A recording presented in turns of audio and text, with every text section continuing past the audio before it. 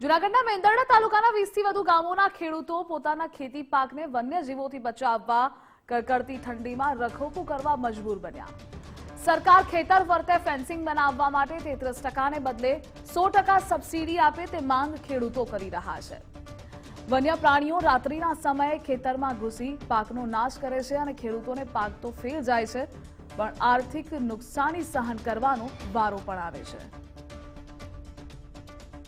અમારે અહીંયા હે ને જનાવરનો એટલો ત્રાસ છે કે વાડીએ રખોલું કરવું પડે ને તોય બીક લાગે છે, કારણ કે પહોળા છે, કોઈ રોજ છે, એવા બધા ખેતરમાં નુકસાની બહુ કરે છે। અને એક તો અમારે સોમાહુ પાક આવું ફેલ ગયો છે, એમાં કઈ વળતર મળી નથી અને સરકારે પણ જે સહાય આપી છે એનાથી કઈ અમારું ભેરું થાય એમ નથી।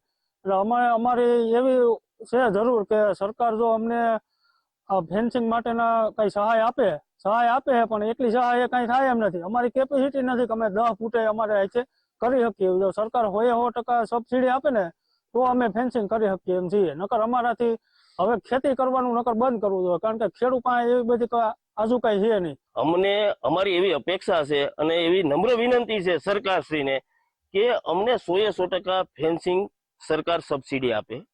જેમ કે ચોમાસાનો પાક નિષ્ફળ જતા જે અત્યારે અમારા ઘઉંની તમે હાલત જોઈ શકો સાહેબ, કે જે એટલા જંગલી ભૂંડ, રોજ, નીલગાય, આ પાકનું એવડું રક્ષણ અમારે કડકડતી ઠંડીમાં કરવું પડે છે સાહેબ।